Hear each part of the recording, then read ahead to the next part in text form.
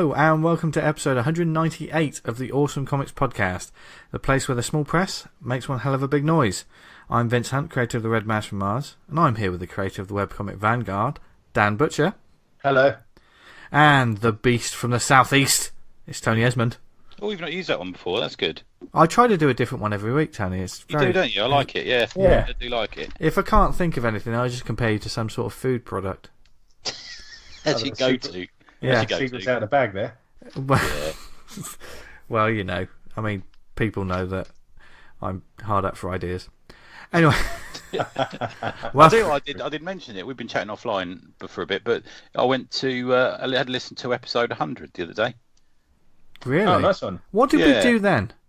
We did like listener questions, and people rang in and left voicemails. Was that really the voicemail one? Yeah. Has it really been 98 episodes since then? Yeah. Bloody hell. Since your mastery of the editing. Yeah.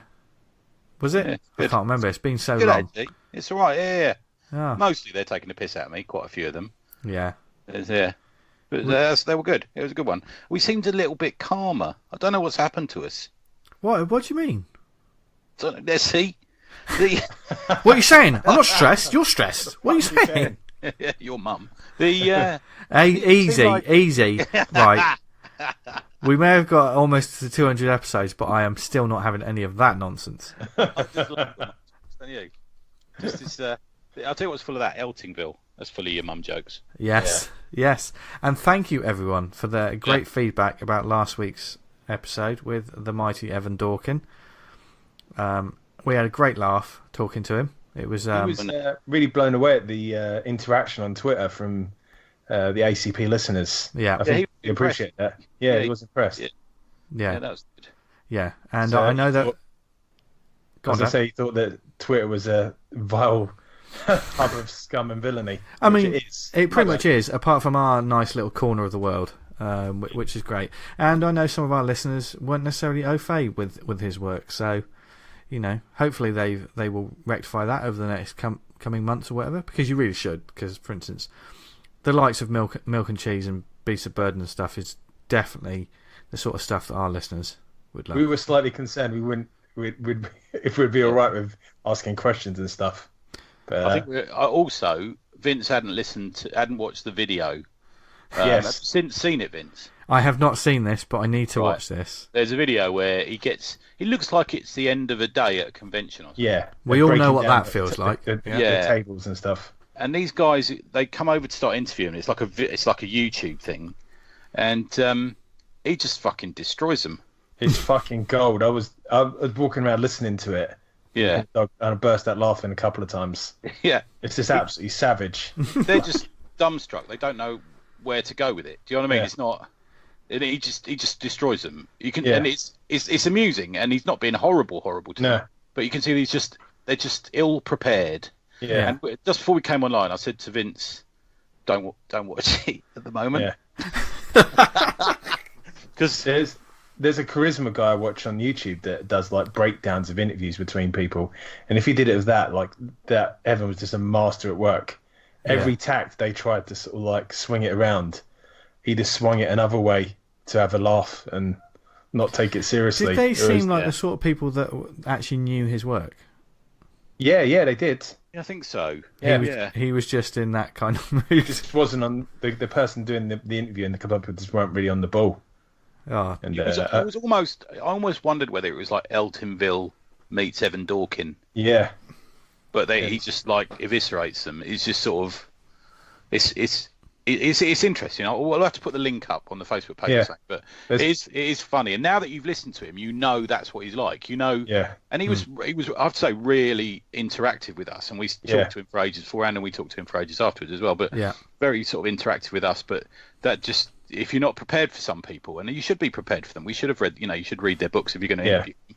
And it was just ill conceived. No one bit he's talking about. I think he's talking about Mark Miller or someone. He says, "Oh, he did me a really big favour." He goes, "Oh, what's that?" He goes, "I only spat on me the once when I was laid out at DC."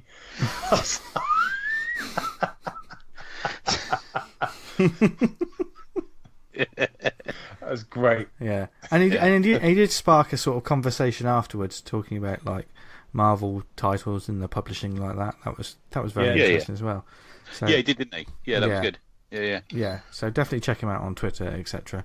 And thank you for all the good feedback on the episode. We truly appreciate it, and that's what we're. Yeah, I bought a couple of hard copies of books I previously had digitally only. So I bought Dork. Nice. I mean, I've got the digital of Milk and Cheese, and that's definitely one I definitely need. I've only read bits of the Eltingville Club, so I'm going to have to buy that properly. Yeah, it's good, man. Yeah, really good. I mean, my favourite of his work is Beast of Burden. That's right up my street. I'm not familiar with that at all. I've not read any of that, so. Yeah, there's sort of two different versions of it, aren't there? There's two sort of strands to it. It's worth looking at. Yeah, it's very different from Milk and Cheese, Eltingville and Dork and stuff. There's almost like he's got two bits of his, well, three bits if you count the animation as well, isn't he? Yeah. Yeah, so it's good, and that was the first one off the list. That I was this little Twitter list that I made. So thank you everyone for getting in touch, and that was a brilliant episode. And next week is going to be the next one, but we won't. Oh, is it? I can't remember who we got next week. I can't tell you now. Okay. Tell us after the show. Okay. I don't want to spoil it, but it's one that I'm hugely excited about. Is it CB? No. PH. Okay. Did you hear that? PH? Yeah. Doesn't help me it's basically someone very acidic. Okay. That was me bringing the science. Do you know what I mean? Is it FA? PH? No, it's FU.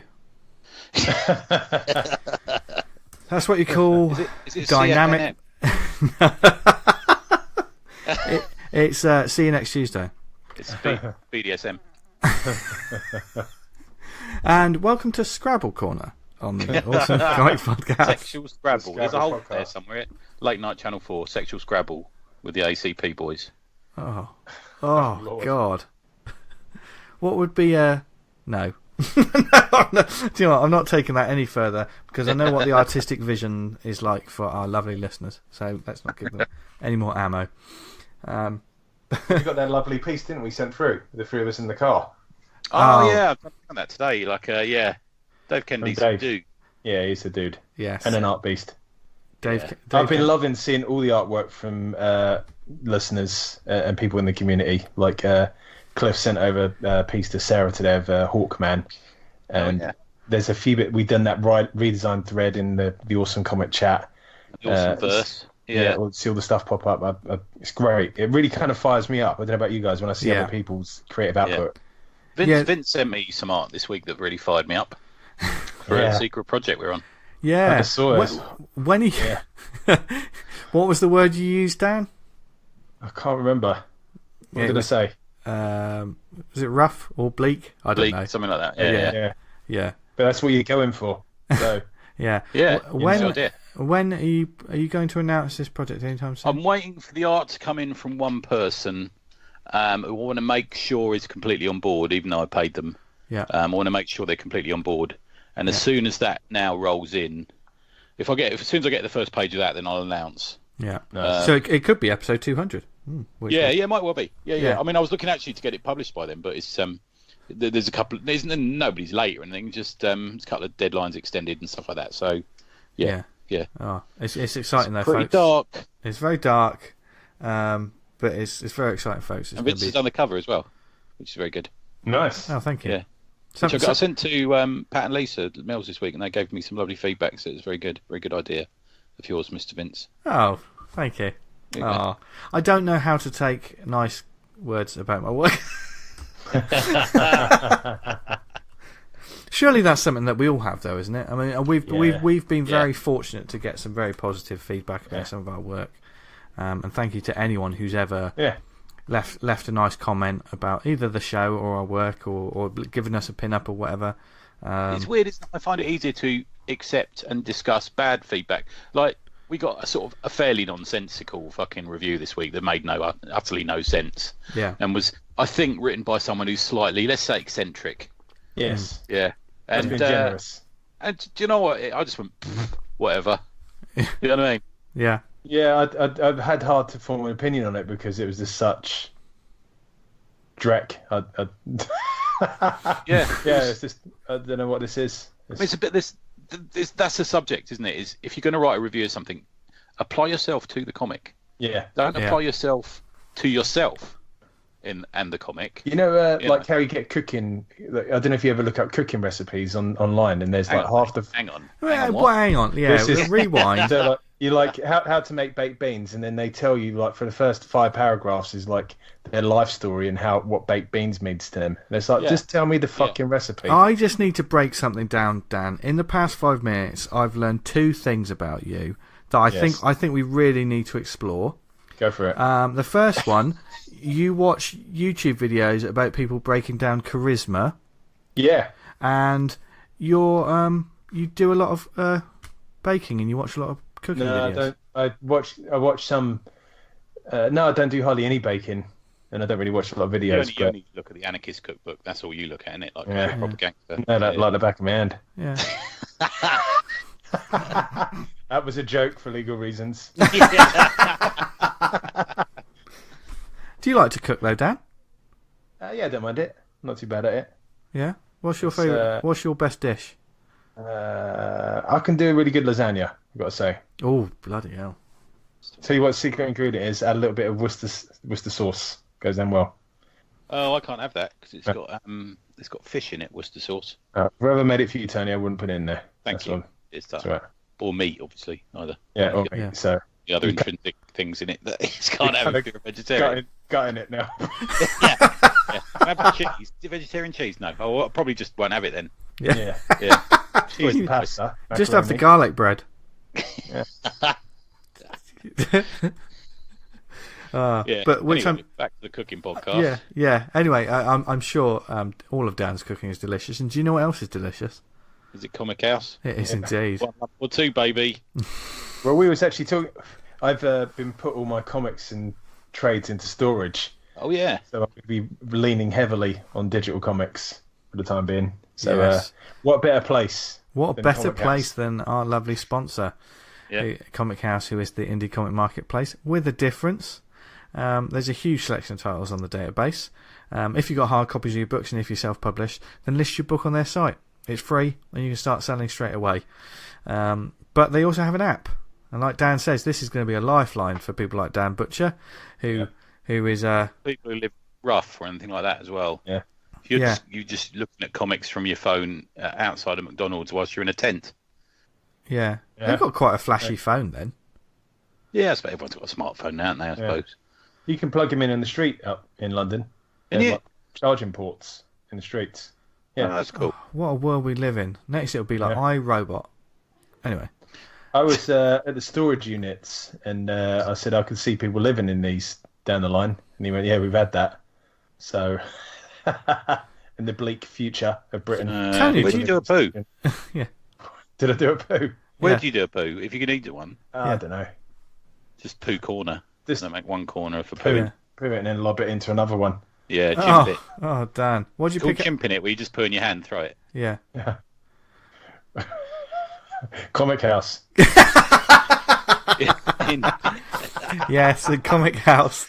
If you read your books digitally, in order to get the focus off Dan Butcher's life, they have an amazing selection of books on their site, and also their own app, which we use, we love. It's like Netflix for comics, subscription service of only £3 a month, and you get access to an enormous library of digital indie comics, which are updated every week. But poor old Pete's not very well at the moment, so he hasn't been able to send us the latest this week and greatest. Yeah. So what great stuff have they got on there at the moment, fellas? We've got Vanguard issue 15, which I uploaded only a week or so ago. Mandy the Monster Hunter. Got Villainous by Gareth Slightholme, who's put some fantastic pieces of artwork in the ACP 200 raffle. More on that a bit later. Very generous of him. Yeah, really good. We've got Superhuman Crime Investigators, The Guys, and Heads by a friend of the show, Rick Jackson. Yes, he talked about Heads when he was on the show. He's also put some artwork into the raffle, I believe. Yeah, excellent. And me and Vince are also working on our secret project with him. Oh, brilliant! There we go. Yes. More about that at a later date. But yeah, all of those brilliant indie comics are on there. And like we said, it's only £3 a month. You can get a free 14-day trial.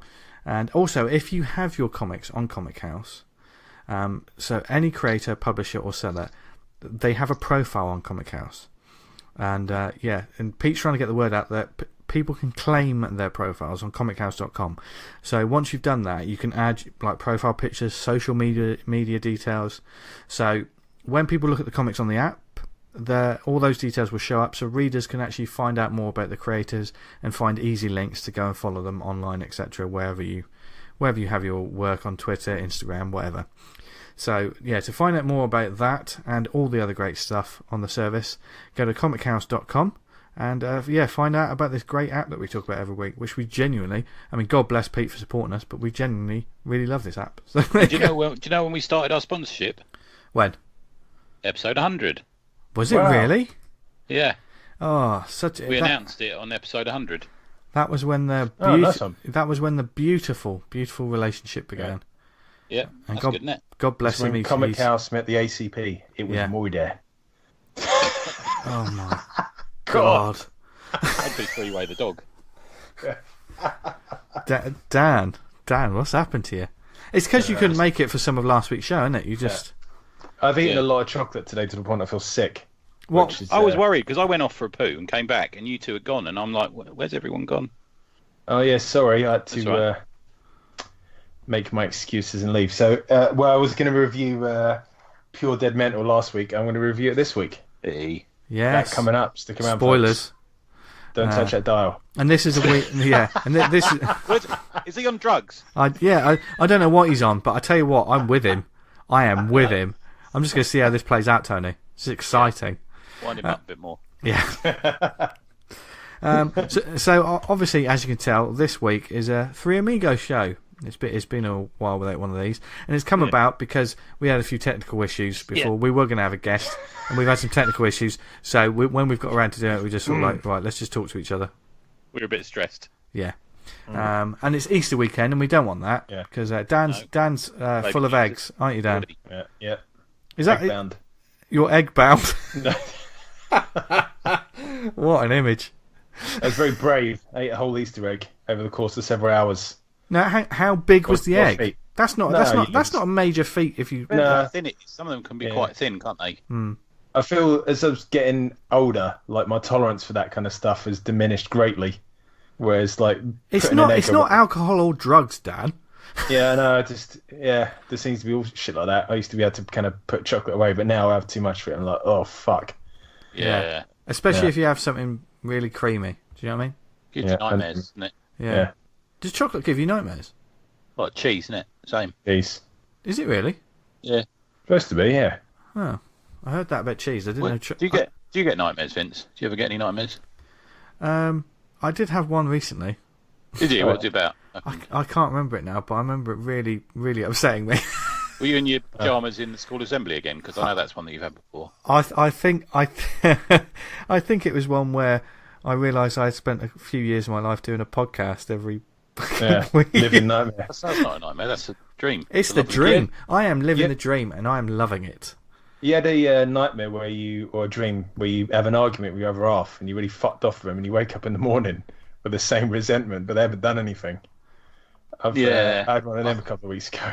I've never had that, but I think I've been on the receiving end. I've been on the receiving end of that. She's had that for several years. Every night is a recurring one. I've done something wrong. No. All right. Remember when I was at boarding school, if you got up in the middle of the night to have a wee and came back, they'd have filled your bed with shampoo. That was nice. Fucking hell. Savages. Yeah. God. But that explains why your hair is so luscious, Tony. It is, yeah. All over. Yeah, Brother Lawrence was always waiting for me, so I had to run. Do you know what I mean? Yeah.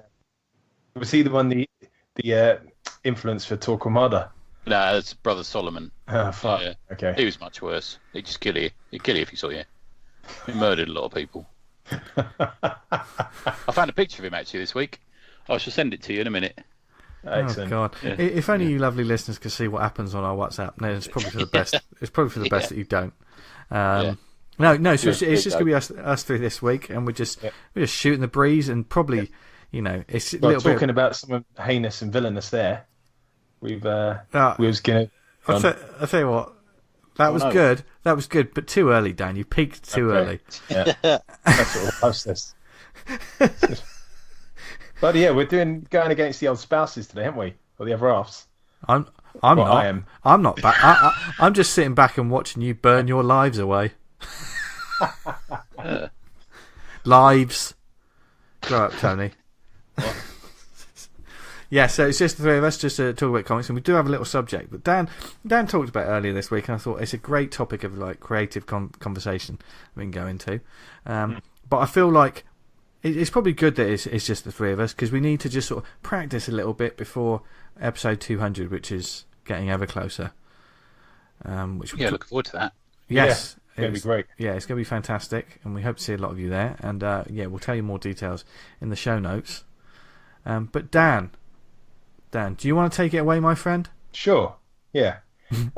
Well, every kind of good story with a strong protagonist, I think the villain is as important, if not more so, because like two sides of a coin, it's got to kind of balance out, and a strong villain can make or break a story. And I think we're going to talk about not only the kind of villains we've made up and how we've come about using them and thinking them up.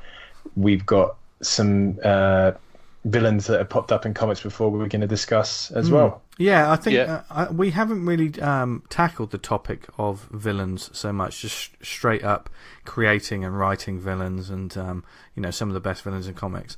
And Dan's absolutely right. If you don't have a good villain, then your comic, it's not 100%, is it? It's in some ways. It's kind of like the villain has to kind of represent the adversity and the struggle of what the hero is going up against. Yeah, and we're not. I mean, I'm personally not saying that if you have a rogues gallery of villains, there's always going to be, like an anthology. Some are going to be better than others. Yeah, but there's still got to be some pretty strong characters there, haven't there? There's got to be the nice offset against the hero. Do you? I mean, to start us off, do you find when you read some comics, be they independent comics or maybe some of the bigger two, or European comics or anything like that, you read them and you think a lot of thought has gone into the hero and the hero's journey, but the villains really feel like they're an afterthought and they haven't had as much effort put into them. Depends, doesn't it? I think people see certain villains as cliches. So you've got the sort of Lex Luthor, or you've got the Joker, the psychopath cliche, haven't you? Not that saying those two are cliches, but people do spin cliches off from them. But I think some of them. I'm just looking across at Scout. I've got the Scout trades on the wall, and the villains are probably more interesting in that book than the heroes. Well, in fact, they're all kind of villains in it, but they're almost like more interesting. They're more sort of thought out, more there's more depth to them. Do you think that's quite dangerous in a way, though? I think the danger is you fall into the trap of making them relatable. Yeah. So do they stop becoming villains? Do they stop becoming villains then at that point when you think, well, there's a motivation there? Is it Freeze who wants to get his wife back? Is it Fisk who's wants to there's sort of these motivations between them. But I feel like if the motivation's sound, but the steps they go to get it is where it defines them as the villain. Yeah. Do you know what I mean? Where kind of Freeze on another level might spend his time researching into it, he hasn't got the time or patience for that, and he's going to rob banks and do whatever to get that funding or research so he can sort his wife out. Yeah.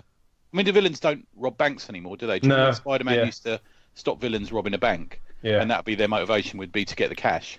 Yeah. Now there has to be some sort of something else going on. I think there's a real grey line, and it's been going on for donkey's years, isn't it? And you could easily say it's been going on since Dark Knight and since everything became grim and gritty, but I think it probably since before that is where a lot of villains became the heroes in comics. I mean, a lot of comics series now are based on villains, aren't they? So I wrote a little list down. So you got Bullseye, he's had his own series. Yeah. Harley Quinn probably seems to be one of the most popular villains at the moment. Mm-hmm. Yeah. Thanos, he's got another series. He seems to have a sort of a series of ongoings, doesn't he? Mm-hmm. Kind of Deadpool is kind of a villain. Yeah, really. He was introduced as a villain. Yeah, Venom. Yeah. Probably the biggest villain of them all is Lucifer. Yeah. It's got another ongoing. Grendel. I mean, essentially Grendel is a hitman, hitwoman sometimes. Mystique. Yeah. Deadshot. Deathstroke. I mean, the one that always I can never fucking figure out, and I think his motivation has taken over making him good or bad, is Magneto. So you've got Magneto is motivated because he wants to free the people he considers to be his people, you know. Yeah. But there's especially, you know, the earlier issues, it's like a full-on villain. Yeah. Yeah. See, I feel like Magneto should be played for, like, he genuinely thinks that his race are kind of put down upon and believes them to be serious. I've lost my train of thought, but basically he will do anything to fucking make sure that they survive, including taking anyone else out who threatens them. Yeah.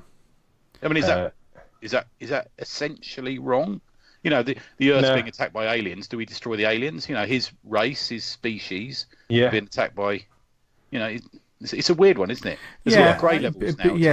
Because you have the grey lines. Because if you look at it like this, like in that sort of way, the Punisher is a villain because he has a certain thing, but it's his methods that create the biggest sort of that make him a vigilante. But in a lot, that's the why extreme he goes to, doesn't he? So he's essentially a Batman who kills, isn't he? Yeah. Really, yeah. You know.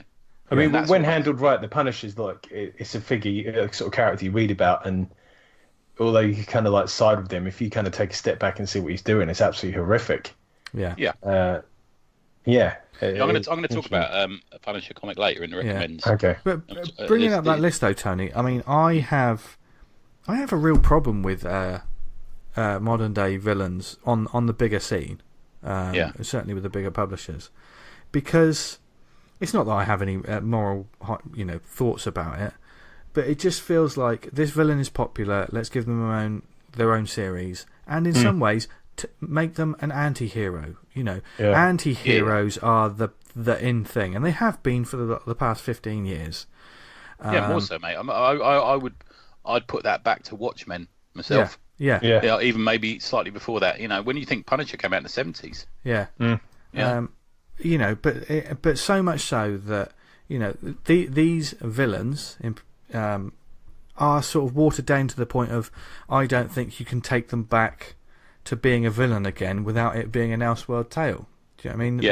Like Harley Quinn has been so forever changed that they're so like she's popular. I mean, obviously she's popular. She's a good character, and I understand why people think she's a great character. But I'd like a great character like to still be a villain. Does that make sense? Yeah. To still be. Let's hang on. Hasn't she killed a lot of people? Do you know what I mean? That sort of thing. How far do you change that character before it's not that character anymore? Yeah. Who's remained a villain? There's not that many. No. Joker. Yeah. Joker's one of the only ones, and you do get series like obviously it was White Knight and things like that, but that's more of that's an interesting storytelling sort of thing rather than changing him. Yeah, I suppose that is true, man. Yeah. I guess. Oh, that's an interesting one. I think probably there's quite a few of Batman Rose galleries. A lot of them, obviously, yes. Cobblepot became relatable. The Riddler it was a detective for a while. Yeah, I don't know. But then, like you have ones. I think it sort of muddies the waters when it chucks whatever one of them into the Suicide Squad or whatever is popular that way. Yeah, it does. Yeah. But for instance, characters like Clayface, has he Ultron? Ultron, he's that's a good villain. That's just villainous. That's a good one. That. Do you think with the more established characters that have been going on longer, it's more they don't know what else to kind of do with them, and they think this is a fresh thing I can do, and I think a lot of writers think they're running out of ideas, and they say, let's write this from the villain's point of view. Yeah, and from that moment, you think, right, they're now making that they're familiarizing. They're making a familiar character more of a sort of. Do you know what I mean? It's hard to right, but they're making them relatable too. They're making us more inside their heads. While before, if somebody wrote a story from the viewpoint of Doomsday, suddenly we'd all think, oh, okay, well maybe he is. I remember seeing a thread on the message board years ago saying, "No, Galactus isn't the villain because that's what his body, that's what his race. He has to do it. He's forced into doing it." And I thought, he's still eating planets and killing lots of people, isn't he? Do you know what I mean? It's it's kind of it's a bit that touchy feely stuff taken to an extreme, to the point where you just don't do anything because. Otherwise, you'd be if it were like, the fire's burning my hat. That's what fire does, though. So I do like it when like companies stick to their guns or publishers stick to their guns with whatever the villain is. And I mean, even so much so, like you remember when they did the Dark Avengers? Do you remember them? And for instance, Bullseye was wearing the Hawkeye costume, I think, but he was still Bullseye. And Diodato killed on that series as well. I actually quite enjoyed that series. No, I mean, I'm not always a fan of Diodato, but he was really good on that series. He was, he was. Yeah, I thought the Dark Avengers was a good way of doing like really horrible people in these positions. Yeah, that was good. Yeah, I did enjoy that series. I really did. I'll tell you the classic one that flip flops is Dracula. Yeah. Yeah, sometimes he's almost a little bit of a hero, isn't he? Yeah, and for me, Loki. I just like him as a villain. Loki's so much now. The public has taken him on so much that I think he's never fully villain again. Long gone is the days where Loki will be the big baddie for the Avengers. Yeah. They won't. He'll be the guy that no one trusts. But at the end of the day, he's not all bad. But you get the trouble once you start doing this. Now you've got to come up with new villains. Yeah, and that seems to be a problem of coming up with a new Batman villain, new Spider-Man villain. I mean, loads of villains get introduced for these guys, but like, how often do they stay around? Yeah, and when a new villain comes along, some people sort of say, well, they're a bit one-dimensional, they're just, cackling bad guys. But surely that's what all of these characters were normally when they first arrived. You can't sort of like pit like one character's first appearance against 30, 40 years of the Joker and how well fleshed out it's been. But people seem to make that, I'd say, error. Yeah. I would say with a long-running series, something like Batman or Spider-Man or something like that, you've got a certain writer takes possession of a new villain. So you've got like the Court of Owls, haven't you, with Snyder. And I think people don't want to use that because it's kind of his. Yeah. I know they've reappeared and all that sort of thing, but I think it's kind of that's his, so they moved on. A bit like, I suppose, there was like that Ra's al Ghul thing because Neil Adams sort of put his stamp on him. Neil, and it's probably bloody intimidating, isn't it? To sort of, it is exactly. I wouldn't want to follow. I wouldn't want to put Court of Owls in a series when Snyder's the only one who's done it properly so far. I'm not sure if I ever want to see another fucking secret society in Gotham. I mean, how many fucking secret societies have they got? Yeah. I mean, and even Doc Ock, who was like the classic Spider-Man, but he added that relatable side. But even since Superior Spider-Man, you've got that thing going on, which was a surprisingly great series. Yeah, it was good. Yeah, really good. Yeah. But like you say, that muddied the waters of, Doc Ock. So it's been like with the kind of the Joker and Harlequin stuff. Like, I don't like what's happened to those characters, and people kind of like often say, "Oh, me and my boyfriend are like Joker and Harlequin, we're a bit kind of crazy." It's like, well, they're supposed to be killers that you wouldn't want to be in the same room with. I mean, Joker is that character who pretty much can't be beaten by anyone. If you put I don't know, a B-list DC hero against him, you'd be surprised if he'd win because he's the character that Batman can't quite often beat. Yeah, and he's one of the only really true unpredictable characters in comics. Yeah, and he's been well written by numerous writers as well. I think. Yeah. And don't forget, he had his own series. He only briefly, but in the 70s had his own series. Red Skull as well, I'm going to say. Red Skull isn't overly used these days. Because of the nature of Red Skull, there's not really, let's show the other side of this guy.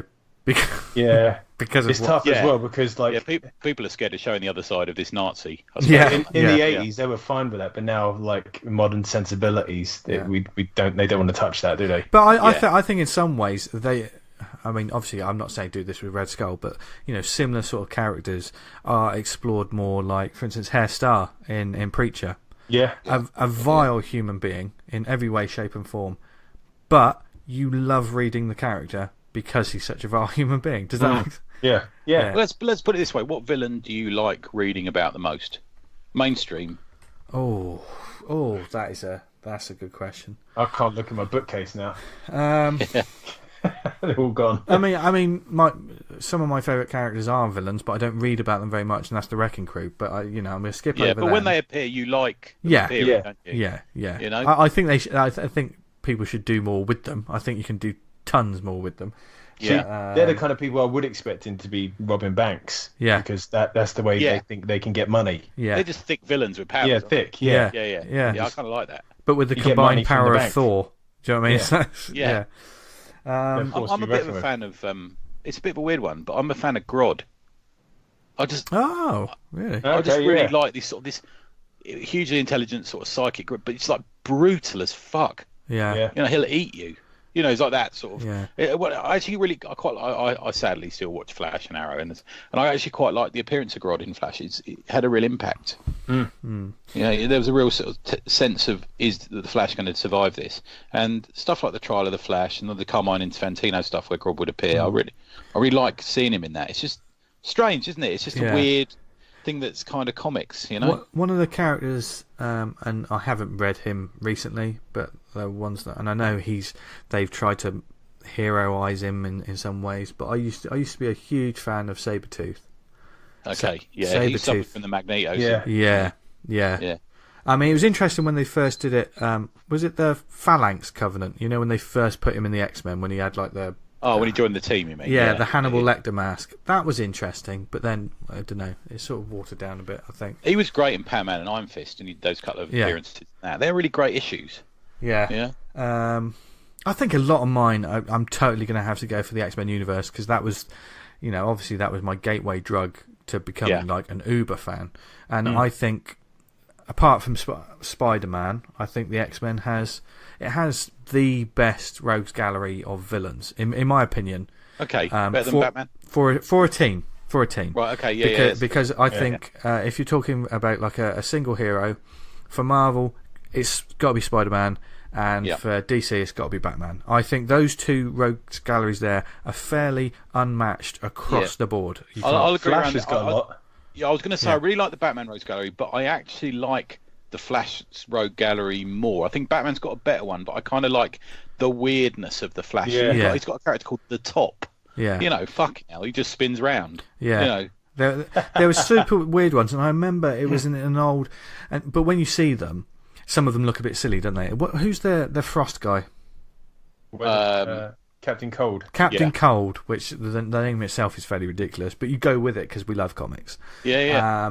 But I remember seeing looking at him visually, I can't say I was that interested, but I was looking through a wizard, I remember back in the day, and they said he was a great example of a villain because of the thing, you know, when they've pushed it.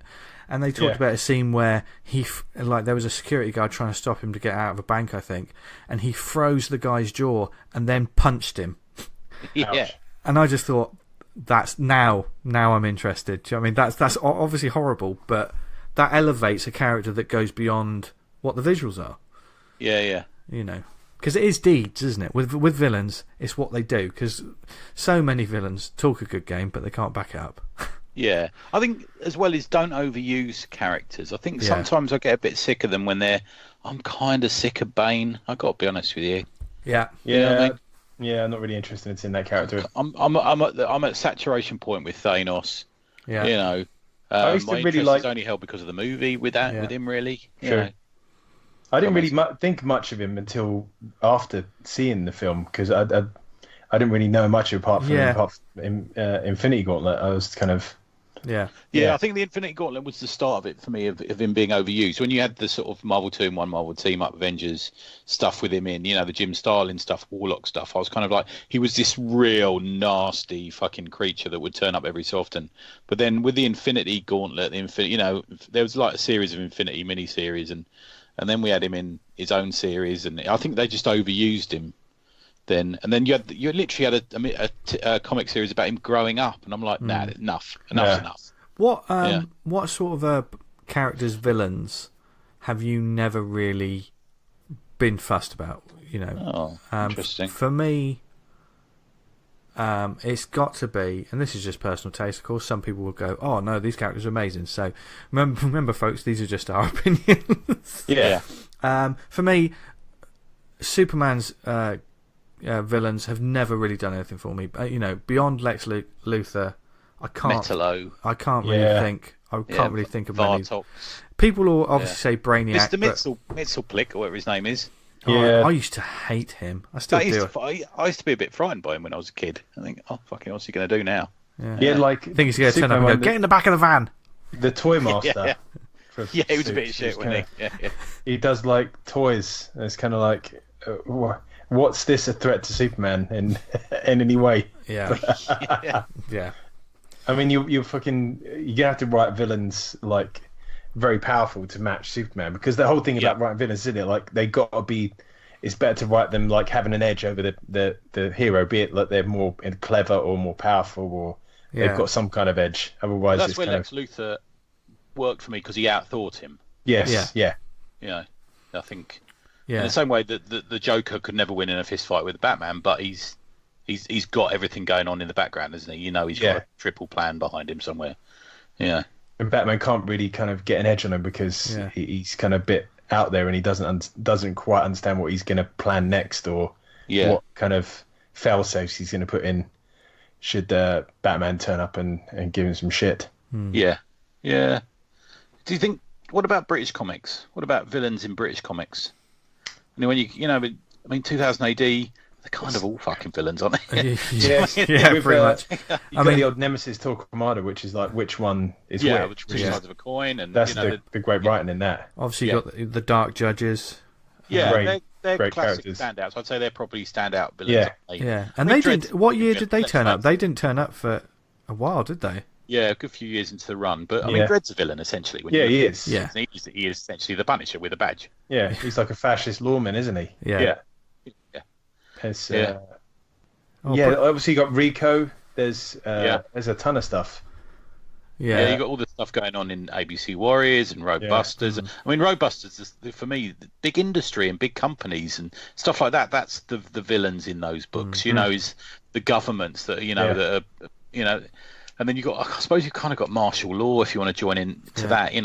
Yeah, I mean, and they're all fucking villains again in that book, aren't they? Everyone's a villain in that. I mean, I'm trying to think. Did Strontium Dog have any recurring villains? He had a few. Yeah, I can remember most of them. They end up dying. Yeah, because he's essentially a bounty hunter, isn't he? I suppose, but there's been a few recurring ones. I wonder whether we'll get any more Rogue Trooper. I don't know what the score is around that, because with Carlos going, losing Carlos, I don't know what the score will be now. It's a strange one, isn't it? Yeah. Hopefully. I mean, obviously, if any cinematic happenings appear, touch wood, who knows? You never know with films these days. Well, they've got this studio now of their own, haven't they? So maybe. Yeah. From what we last saw, that was all kind of chugging ahead. They were doing preliminary. So I think we'll definitely see some fresh stuff in the future, but at least based around that or whatever. They announced the Mega City 1 series at the 40th, didn't they? Yeah. It's a few years ago now. Yeah, I know. Yeah. I mean, I think all depends on your favourite character, isn't it? When it comes to the villains, because for all those people who love the Dredd series, for those people that love the X-Men, for those people who love Superman, I think one of the reasons that you love these series and these characters are the villains. They've got to be the motivating factor. You can't. Yeah. Whereas we might say, well, they're not that great. You might sort of say, oh, they're fantastic. I love this character. So I mean, do we like comic series that don't have that mixture? I mean, if you take sort of slice of life out of it, do we like comic series that don't delineate like that? I mean, I'm going to say something like Cerebus. There's no real they're the good people, they're the bad people things going on in that book. Yeah. I agree that there's a lot of tales like that kind of there's no harsh line between the two. Yeah. It depends what you want from your comics, really, doesn't it? I mean, I think what you want from your comics at that point in the day. Sometimes, I think there's a big things to be said from that. Sometimes I'm in the mood for something. Sometimes in the mood for something else. Yeah. I mean, you go into, reading something like Bone. It's very different to when you go into read something like Preacher or The Boys. Do you know what I mean? Hill from Hell or something like that. Yeah. And I think a lot has to be said, probably with my sort of love of villains, with a lot of the stuff that I was privy to when I was a kid, which was, a lot of the animated shows or the toys. And a lot of these, because it was the nature of, look, we're selling these to kids, good versus evil, you've got your clear hero, you've got your clear villain. So, you've got your Masters of the Universe, and probably the more clearly and more developed one is Transformers, that Transformers universe, which has obviously been developed and pushed. I mean, that is very much a good and bad. I haven't read Transformers comics for quite some time, and I know that that's a real hole. I've never read Transformers comics. I think I know I think they've been doing really good work. Is it IDW that's doing them at the moment? I think so. Yeah. Okay. But that's a definite. But like you say, you've got a clear goodie and you've got a clear villain. But I don't think you get like the back in the day when it was like, I want to take over the world for reasons. You don't seem to get so many of those villains anymore. People seem to think they've got to write this sort of super complicated backstory to a villain the other day, and which is where I'll come back to, like, just fucking rob a bank. Yeah. You know. Yeah. Sell But I some said, like, drugs. You yeah, know, not like all of them have to be like, I'm doing this because of X personal reasons. some It could be like, I cosmic want to. fucking event that's happened. You know. Yeah. I mean, bringing this into like the small press and indie scene, for instance, and the way that we do villains. Obviously, in the Red Mask from Mars, there is a big villain in it. He may not be the one that you initially think from reading the first couple of issues, but this villain is very much, and because of this, he's super fun to write. He's just a bastard. Do you know what I mean? He's clearly here for a certain purpose. There's no, I have this problem that I have to deal with, blah blah. You know, it's someone that's so arrogant and, you know, basically an alien monarch that thinks that they can do whatever they want, which, to be honest, is fairly relatable when you look at today's society, and so many people are like that anyway. But for me, it's just, let's go over the top with just a villain, and it's so much fun to write an over the top villain who, you know, you can be really verbose with their dialogue, because as soon as you read like one thought bubble, the reader will immediately think, I know exactly what this person's all about. They're a prick. Yeah, it's interesting. I think we could. I think we need, it's a medium, isn't it? So we need all different strokes, don't we? Yeah. I think we need that, and we need the ones that. Oh, I was thinking about Desert Star when we were talking about this earlier. I was thinking, by the end of that, you realise the hero is the villain. Yeah, I was thinking that myself about Desert Star. Like, yeah, it's a great character arc through that. Yeah, he has this realisation that it's all because of him at one point. You know, and you think, but do you think such a clever twist? But do you think that works better because that's an original piece of fiction? That's a new character, like a one-off thing. That you're learning. You're along. Yeah, it wouldn't work in an ongoing, would it? Yeah. Really? For instance, if someone tried to do that with an existing character within a bigger universe, that'd wind me up. Yeah, that's where my fanboy rage comes in. When they go, "Oh, by the way, he's a villain," and you're like, I've been reading about this character for 45 years. Yeah, it doesn't. There's times when you can fuck around with things like that and pre-established characters. I don't think that's the place to tell those kind of stories. Depends on how it's done. So the Captain America is a member of Hydra thing was well done in my opinion, and that works. Yeah, because sometimes I get a bit bored of it. Like, Spider-Man's gone rogue. You know, I mean, it's like with the Captain America thing, it was well done. But I think sometimes when it's, you know, just this is the permanence of it, and you think, well, this ain't going to last for long, and it's just lazy writing. But you know, it was good when back to like issue 280 or something, when Cap like jacked in being Captain America, and he was just the captain. That was a great story arc. That was a great arc. Really, and it was like it was justified why he did what he did. He's like, I ain't fucking doing this anymore. Well, if you go back about 100 issues from then, you've got the moment where he basically gives up being Captain America and becomes a nomad because of the Nixon. Is it the Nixon government? Is that the idea? Yeah, I think he's kind of like a metaphor for it. Yeah, he's disillusioned with the government and the way they're handling things, and he doesn't want to be a representative of that anymore. Yeah. But, he sort of comes around, doesn't he? I can't quite remember it now. What his justifications is, but it all makes sense. To do with like the Secret Empire or whatever those characters were. That, you know, with this sort of secret organisation, and wasn't one of them unmasked to be Nixon at one point? Is that right? I can't remember that. So long since that's the one with the hoods, and they've all got like numbers on their hood. Yeah. I need to read this. Good man. Yeah, it's very quick. It's only 4 or 5 issues, you know, because that's the way they did it back then. I'll tell you another one is Omni-Man. That's another one that sort of worked. I'm not familiar with that one. No, Omni-Man's from. Is it Omni-Man from Invincible? Is it Omni-Man? Sorry. I'm thinking of the Justice League Different Earth one. You know. What's the name of Invincible's dad? Is it Omni-Man? I forget now. Oh, Omni-Man. Yes, Invincible. Yes, you're right. Yeah. So you get a realisation in there, spoilers, but you get a realisation of that one, don't you, as well? Yeah. There's so many great villains. Like Kirkman, I think, does villains so well. Yeah. And he writes them. He properly goes for the classic comics sort of style as well, doesn't he? It's like classic comics, but obviously this is going to be past 9 o'clock watershed sort of stuff. There's one character, if it's like Dinosaurus or something, and he's like a real shit, and he sort of gets talking to Invincible, saying, look, if we did X, Y, and Z, we can make things better for everyone, but it would mean killing so many people. And obviously at first, Invincible totally against it, and then he fails to stop him, and the plan that this dinosaur guy says plays out, and it saves loads more people in the process, and he suddenly comes around to his way of thinking, and obviously to the government that's a real problem. And that's a great storytelling yeah. sort of point, isn't it? Like, there are those, when these villains are doing horrible things, sometimes the end point might be better. There's a wonderful grey area. If you can make a reader sort of question as well. I think we're talking about, like, in as much as, like, comic book, you can do that stuff in any kind of art form.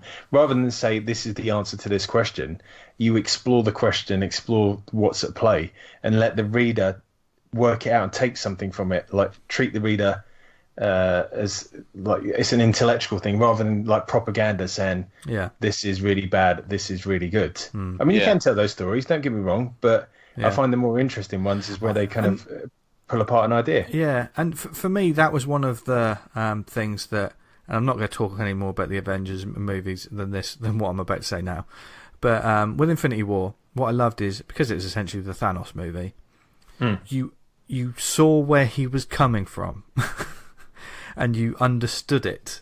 You're not saying you agree with him, but he had a point in some ways. Yeah. And for me, the main villain of the Avengers movie was that bloke from Game of Thrones who couldn't act in it. Was that the Peter Dinklage? Yeah. That was fucking... That's bad. I didn't like that bit. That was a real shame. Because people were complaining, like, well, if Thanos had all the Infinity Gems, why couldn't he do X, Y, and Z, make enough food? And it's like, well, the whole point is he's not approaching it like that. Yeah. He's kind of got a goal, and even though it's all fucked up and wrong, that's what he's gunning for. Yeah. Much like in the way that we said earlier, Magneto has a goal. It's all right? Yeah. So I was going to say, interesting, because the villains you're writing in Cockney Kung Fu, Tony. Yeah. They're kind of all kind of characters who've got motivations, and they're horrible characters. They're despicable they're human really beings. Horrible. I mean, they're kind of based on real people, though. So there's no hiding the fact that there's a Cray element to them, isn't there? The two brothers. Yeah. It's just apart from the fact that I thought that Henry and Thingy Cooper looked, had the same last name, so I made them the Crays, essentially. Yeah. But Henry and Tommy Cooper, as a kid, I thought, are they brothers, Dad? Yeah, like that. I thought that too. Yeah. So I thought I'd make them brothers, and they're a kind of Cray-esque characters. And so they are. The point of the characters in Cockney Kung Fu are they're characteresque. There's caricature elements to them all. And that's kind of the point. And then I extrapolate beyond that a little bit. But that's kind of, I think there's a lady who reviewed our comic this week, isn't there? And she said it's like a carry on craze or carry on something. Yeah. No, that's kind of a lot of it. Yeah, definitely. But your villains definitely live beyond the pages. Like, right. I think so. I feel like they have a life outside the pages, which is obviously a great thing to kind of. Yeah, I like to think a little bit about those. I've done some stories about some of them. So some short stories. So, like reading some of the stories, and then you see them in the comics and stuff. It brings a real another little dimension to it. I really like it. Yeah. I mean, how far do you guys go? Do you know about them? Do you know about your villains more than is on the page? Do you know what I mean? I would think you probably do, don't you? Yeah, I guess you kind of got to understand the motivations behind what they're doing and understand them a bit. Do you ever write that down, or it's different because you write and draw? But do you ever write it down and think there's a little sort of Bible? That's what he's about, I don't. Yeah, I've yet to do a Bible for the Red Mask, which at some point I probably should. Yeah. And it's certainly the characters develop. I think they're a bit more black and white when they're first created, and then the more I'm thinking about it, the more I'm developing it, the more there is layers to it. Even if it is a very much sort of like a sort of mwahaha sort of villain, there's got to be more to it than just that. Otherwise, it wouldn't be fun to write. And also, you've got to think about where they came from before the reader has seen them. I think that's important, keeps the line of them being the same throughout. Helpful, it helps to that as well, doesn't it? Yeah. And I just get to write an obnoxious character. I think that's something that everyone can relate to. They've all met someone obnoxious. But not you, Tony. I love you. You know that. Thank you. But that's in that series. Whereas, for instance, in Murder Road, it's a very different kind of character, without any spoilers. Yeah, no spoilers. He's not. Yeah, it's hard to say because I don't want to spoil it. But there's something in there. Yeah, there's something, and there's more to it. but it's also a slasher villain, which follows those tropes, goes that way, and with a lot of those villains, they're not much more than what you see on the screen or on the page or anything like that. Yeah, I mean, there's the old element of like Jason. Is Jason a villain, or is he the product of the society that shaped him? Yeah. Yeah. You know, I know it goes beyond it when he's in fucking space or whatever it is, but do you know what I mean? It's like, I mean, if you that's look the point of these films, isn't it? If he was spending the film taking out the people that killed his mother, or what, you know, I mean, let's take out Friday the 13th Part 1. So if the Jason character was killing people that killed his mother and picked on him, he's essentially a vigilante. He's a death wish sort of hero. Yeah. But because he just keeps going on and just kills everyone... Yeah. He just looks at you and just like, right, I'm just going to put you in a sleeping bag and smash you against a tree. I haven't seen all the Jason films, but do they still... And I think it's comparable to comics, the horror comics. Do the people still have to do something wrong to get killed? Do they still have to do, in his eyes, you know, do they premarital sex? No, even? Not really. I don't think so. It's just essentially this rocking up at Camp Crystal Lake. Yeah. Oh, I like that more, actually. Yeah, and also... I like the safe... I don't like the safe horror where it's just like, oh, look, you know he's going to get killed now because he smoked a joint or something. Do you know what I mean? It's like that. And because the audience wants to see a certain thing, as soon as he turns up, they just want to see people get murdered. That's Essentially, they're watching it for kind of like the kills, aren't they? Yeah. Like when he's got the girl in the bag, smashed her against the tree with the. Yeah. But do people have that same sort of thought process when for instance, it comes to a character like the Joker? You know, if the Joker depends who's writing him, doesn't it? Yeah. It does. Yeah, it really does depend on who's writing. There's been some really clever, where it kind of like that, you know, that sort of slightly appalling Mark Millar book Nemesis, you know, where the villain is always 10 steps ahead of the police or the superheroes after them. Yeah, and that's kind of how so I unbelievably cynical that I just really got put off by it. I don't like that. I've read that and it's not pleasurable. Yeah, it's not no a nice fun read. It's a real joyless book. It's a quick read as well. To be fair, it's too quick a read for me. It's just one big chase, isn't it, really? Yeah. But which I suppose is what you went for. But to me, the Joker should be that. The Joker, in a well-written comic, he should always be... That's the trick with the Batman. He's trying to catch up with him, isn't he? Yeah. But it's so well sort of planned out. But the Riddler's the same. Yeah. He's already kind of like set a plan in motion, and he's trying to react to what's happening already. Yeah. What are some of the best examples of villainy that you have seen in? We'll talk about the major comics first, but are there any sort of indie comic sort of standout moments? Spoiler warning, just in case. Yeah. Interesting. Put me on the spot there, that one. Yeah.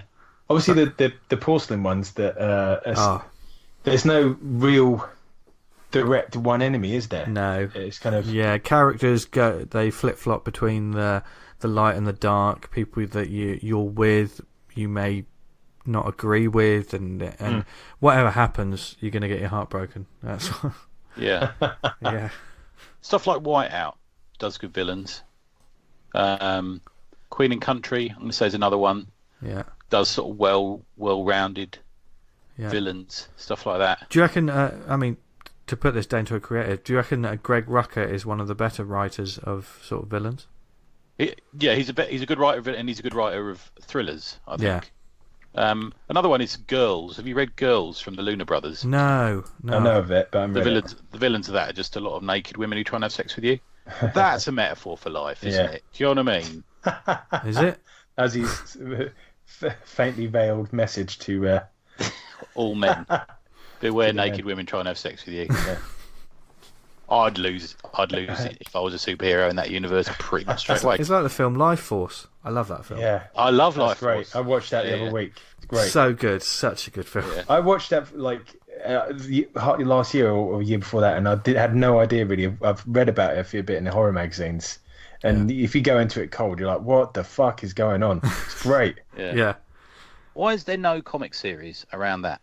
That'd make a great comic series. Yeah. You could do like humanity getting ready for when this fucking thing comes back. Yeah. It'd be great. Yeah. My go-to kind of villains, I always love it. It's film again, unfortunately, but it's RoboCop. Clarence Boddicker and his gang are fucking horrible. I feel like that's good villains, and like if you knew there was in the local area, you'd want no part of that. You'd leave. And not just that, but you've got the corporate greed that goes above them as well. It's. I thought it was good. V Vendetta. Yeah. Oh yeah. Like the 1984 thing going on with it. Yeah. Really like that. Yeah. And you have all the kind of people in the kind of the cabinet have their own. Essentially, they're looking out for themselves. Yeah. And they only toe the party line so they don't get singled out. Yeah. It's very interesting. Very well done. Oh. I think when you say like understandable villains, in as much as that, you kind of like you understand what they're doing, but what they're doing is fucking monstrous. Yeah. Maybe like that thing is like you wish you would, if you were put in that scenario, you'd wish you'd have the decency to kind of do something different, but maybe you'd have the fear that you would just fucking get into line like everyone else. Yeah. I'll tell you who are really bad villains. Probably the worst villains ever are the people who made Aquaman. Let it go. Let it go. We started watching it, but my son got really upset when Black Manta's dad died, and we had to shut it off. I can't say I've been like gunning turn it back on with all the reviews, especially yours, Tony. Yeah. But to your comics, Dan, Vanguard's very interesting because you have an awful lot of villains in your book. From issue 1 to where we are now on the webcomic, you've got all kinds of different crazy, colourful villains. Some of them will only turn up just to be absolutely mullered. But like in the last issue, the current issue, like they're just kind of bad guys in a game show that die. So they're only kind of. But still, the way you designed them and the way you present them, I honestly think maybe these people are going to last like a few issues, or maybe they're going to, So and some of them just get taken out just like that. Yeah. Which is brilliant. I kind of wanted that in the comic. I've mentioned it before, like when it's kind of death's pretty immediate and quick, and they're gone out the story now. Yeah, but with they have to almost be a shortcut for a villain. Then do you think? Do you think they have to have? You have to apply a little bit of a cliche. Yeah, like so when you kind of look at them, you kind of get an idea of this character's exactly like this, and this is what they're about. So when it's like when Van Damme turns up in No Retreat, No Surrender, you know exactly what you're getting with it. Yeah, exactly. Exactly. Yeah. Do you? It doesn't need a lot of screen time to sort of get. To establish. How do you stop yourself getting too attached to those sort of characters, though? Because obviously you've put in a lot of design work into these characters, and you see that the guys that are it's the Bulldogs, isn't it? That's what that what they're called. And you had that great page that just showed you all the characters with their great names and stuff. And I know you go backwards and forwards, and you do several designs for different characters before they even hit the page. Have you ever found it when you're designing a character, even though they're only going to be in for maybe 2 pages, you look at them and think, I really like this person, and it threatens to derail the story because you like them more than you thought you would? Maybe. So I've never come to the thing where I thought, I'll keep this person on a little bit longer. Yeah. Usually they're pretty hardcore, like it serves the story and the script, and if the story says they're dying, that's what's going to happen. They're just meat for the grinder. Yeah, usually, like if they're going to only be around a little bit and I don't have to draw them that much, I put more effort into the costume, so it's a bit more intricate. Oh, so there's a hint to listeners. Yeah. Look out for the ones that are really detailed, because they won't be able to ramble on. You count the pouches. Yeah. I feel like it takes ages to draw. So fucking hell. Like most of the characters now, as I've gone through it, I've stripped down costume elements to make them a lot more simpler. So. And that's a warning to everyone. If Dan Butcher ever gets a gig sort of writing and drawing characters like Cable, Swamp Thing, or anything like that, they're probably going to die horribly. So they'll probably just end up going around like in a black t-shirt and black trousers. No. I've got the one character. There's two. Like you got the Pendragon, the main kind of hero, well, one of the main hero guys, and he's sort of long-time rival Neil Thade. And they both kind of went through like the army together, and there's an incident which I haven't really told. I haven't really kind of explored it too much, but they were best mates, and then this thing's kind of torn them apart. Okay. But I never really got round to it. I always thought, what's the Thade character done to Pendragon to kind of set them against each other? I thought it would be a good idea to flip it and have it the other way around, that the hero of the story, you look at the good guy, he's the one who's done the transgression and done something wrong, and is a reason he's fucked off his best mate, that he can't stand the sight of him for years and years. Okay, but it's coming up with that idea of what could that incident be. Are there any villain cliches that you're tired of? Anything that I'm going to tell you. I'll go first. So the one that I'm beginning to get slightly sick of is everyone being like Trump. Yeah, characters are turning up. You're thinking it's clearly meant to be Trump. Fuck's sake. I don't really need that. To me, that's regardless of your feelings on Trump, that's just propaganda and it's infantile. I don't need it. Yeah. Drawing Modok as fucking Trump. There's very few of us who probably like Trump, but it's gonna time out the character. Yeah, I pick that trade up in 8 years and think, oh yeah, yeah. I just okay. Yeah.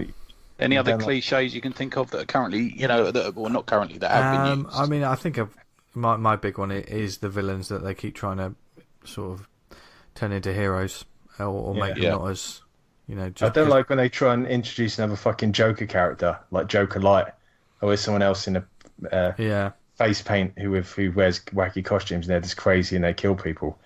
So, oh man. Yeah, I know what you mean. Been fucking done a load of times. Yeah. Yeah, I'm always suspicious of characters that appear to be a bit too, I don't know, Deadpool-ish. Yeah. You're right, or Joker, or Harley Quinn especially. Yeah. They're riding that wave of money, aren't they?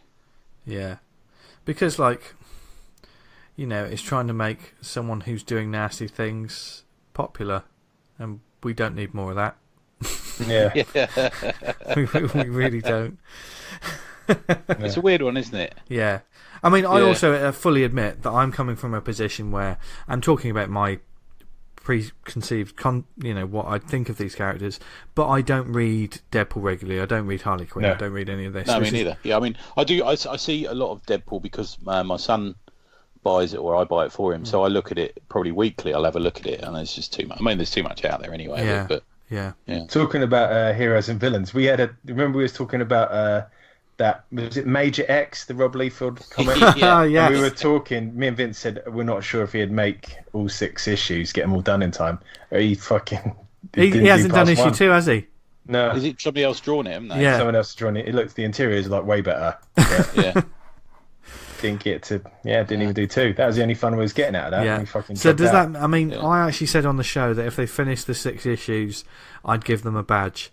Yeah. Does give them an I award. don't think that counts. No, don't count it. Right. Okay. The Paul from Orbital put it in my Paul list. Thank you, Paul. You're a fucking comedian. Nice one. What part? Issue 2? I think issue 1. No, issue 1. Is it? Yeah. I'll see that on eBay then. That's what you put in there. I got issue 2. Issue 1, sorry. Yeah. Sell that on. That can be a booby price.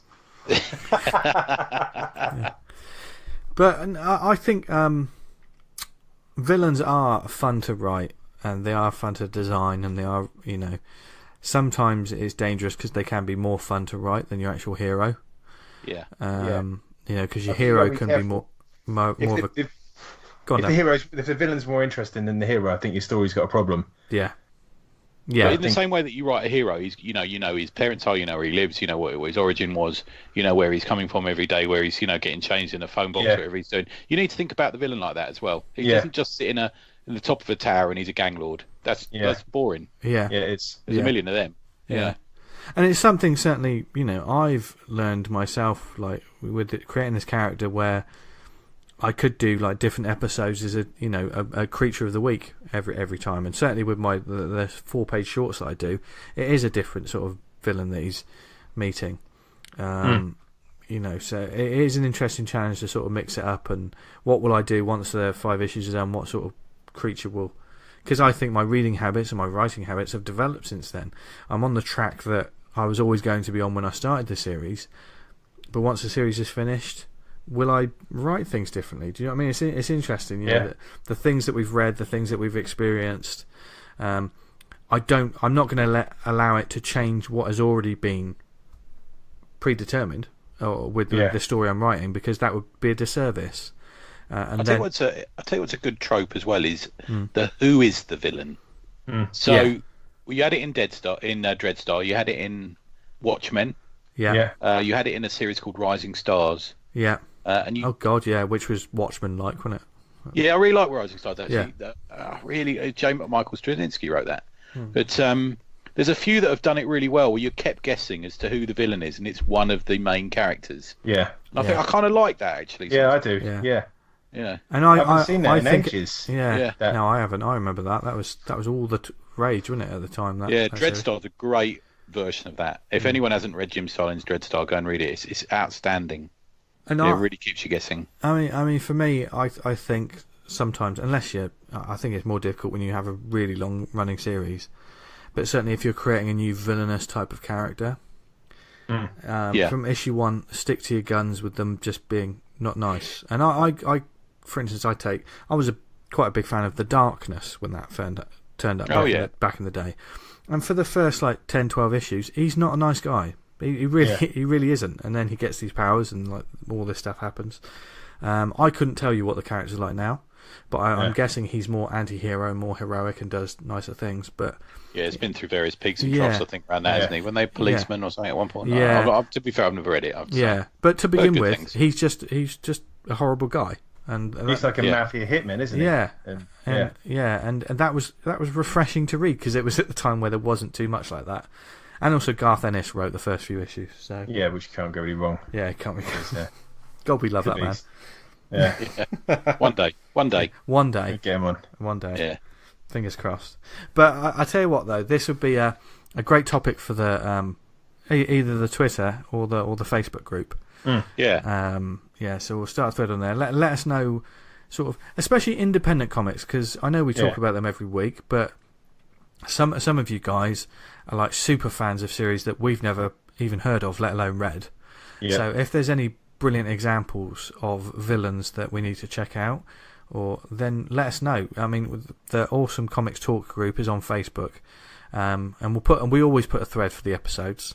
So look for the thread for episode 198. I'd like to see the discussion going on there, because I know this is definitely a sort of topic that everyone will have an opinion on, and we'll get a lot of really well thought out views. But okay, right, just one short final answer then from all of you. Right. What's your favourite villain? The one that I like to read most, I'm going to say. Oh. Bizarro. Really? Oh, nice one. I just kind of like the originality of it. It's just fucking nuts. Yeah. Okay. I'm a big fan, and there always have been, of Crossbones. Oh yeah, I like him. Yeah, I really like Crossbones. Nice. He was sort of like a man on the street villain who kind of had to deal with all these crazy shit and wacky people in dodgy costumes. He was always a piece of shit as well. I remember the way Ron Lim drew him. He drew him he looked like a fucking fridge. He was that massive. Yeah. And when Brubaker drew him, he was a fucking hard. Oops, French. Yeah, do you know what I mean? Yeah. Oops. He's the muscle. He's like the kind of shit done guy. Yeah. It's always good to have those ones, I think. Yeah. For me, I'll always have the Wrecking Crew. I've got to stick. I do love them. I'm trying to collect all their appearances now. So there's a master of kung fu villain called Razor Fist who has his he's awesome. Removed. Yeah. Just blades attached. I know he's amazing. He's a 90s character, isn't he? It was 70s originally. Was he really? I think they came back in the 90s, but they weren't they brothers, and they each had a blade. But I like the fact that he was so committed to being an assassin that he had both his hands removed. That's fucking commitment there. Yeah. Amazing. I mean, that's very brave. You brought up Shang-Chi there. Sorry. Yeah. I'm a very brave person, thank you. Yeah. You are a very brave person. It was just taking the mick because they were talking about making a Shang-Chi film in the MCU and how that's groundbreaking. Yeah, You want to look at my YouTube history of all the martial arts movies I've ever watched? Then about 3,000 of them done. Yeah. Congratulations to you guys. Yeah. Oh, God, Bruce Lee would love to know how he can be the #1 Asian superstar in the entire world. Making a martial art film. Staring at his finger. Back in the 1970s. I really love the idea of a Shang-Chi movie though, and if it was a proper great martial arts movie, the sort of movie where they keep wire work, old school fucking kung fu, bring it on. Yeah, with just let's have the camera focus on this fight for 30 seconds rather than quick cuts. Yeah, just the martial ability is the top. Yeah. And I've got to tell you, I can't wait, but I'm slightly frightened. It's going to be shit. And also, if they fuck it up, I'm literally going to go and kill people. It is the one that you've got the most money in the game, though, isn't it? You've got because it is. So I have faith. So. Yeah, we can get Scott Adkins as a villain. Yeah. Yeah. That would work for me. Yeah, no one will remember when he was in Doctor Strange because he was only in there and he got. Yeah, I like that when he asked him what other movies you do. What's your next one? He said, I can't say. I said, is it Doctor Strange 2? And he just went, no. I can't watch that film now without seeing Scott Adkins. I know. Yeah. It was on the other day. I was like, oh, Scott Adkins. Yeah. Friend of the show. And it turned out to be Ip Man 4, didn't it? Which the Ip Man movie series is actually pretty good. Yeah. I still need to watch those. First one's like it's like a cross between a martial arts movie and like a really interesting history movie. Yeah. Yeah. I'm not overly convinced with the style of martial arts they used. It just looks like, But there you go. Wing Chun. Yeah. I'm convinced. There's stories I tried to chat down of like Ip Man's teacher who was like a money lender, and he fucking used to carry around coins in his hands all day, so his fucking fingers were like bolts of iron. Oh right. It didn't take any shit. Yeah. I think that Ip Man last had a fight when he was like in his 70s or 80s. Okay. Like a karate bloke. He won. So. Cool. Oh, good for him. Yeah. There's got to be a comic out there of him somewhere. There's got to be a manga that I need to read. Yeah. Manga fans, let me know if there's an Ip Man comic I can get hold of. Yeah. Tony loves his martial arts stuff. And do you know where you can tell him to see? I'll tell you what. Here's a test, right? Right.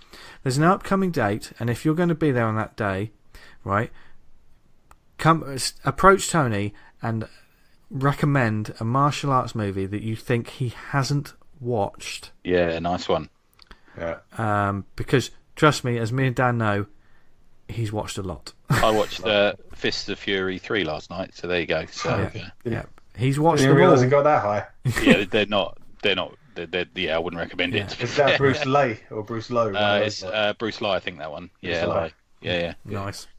But where you can do this is at the episode 200 recording. Yes, we are all going to be in the same place on the same day, trying to record a live show, and God knows how it'll go. Now, on the 4th of May, 2019, we are all going to be where, Tony? The two trades. Was it the two chairman? Two chairman. The two chairmen. St James's Park. You can get there by St James's Park Tube or Westminster Tube, just off Victoria Street. It's the oldest pub in London. You won't have trouble finding it. We will be there between 12 and 5. Yep, we will indeed. We're upstairs, aren't we, Tony? I think. Yeah, the upstairs bar. As you go in, the stairs are to the right. Just head upstairs. Don't buy a drink downstairs, because you buy a drink upstairs, it goes towards the money we've paid for the room. Nice. Buy it downstairs. I think we really need to make a note of that on social media. Yes, so yeah, come upstairs, hang out with us, talk about comics for a good 5 hours or so. And do they do food in there, Tony? Yeah, they do. Yeah, which also goes to the money we put against the room. Yeah, so come have some lunch, talk comics, have a laugh, and then between about 2 and 4, you're going to be listening to us three idiots. Live floor show. And, oh God, don't say like that, Dan. It's not going to be that sexy. Well, no, it'll be sexier. So we're going to do a Three Amigos show. We're going to have some questions that I'm gathering at the moment. I've got a couple more questions in this week. Well, you're not even telling us these, are you? No. It's going to be a bit of fun. It's probably going to be a bit chaotic. We'll probably get questions from whoever's there on the day as well.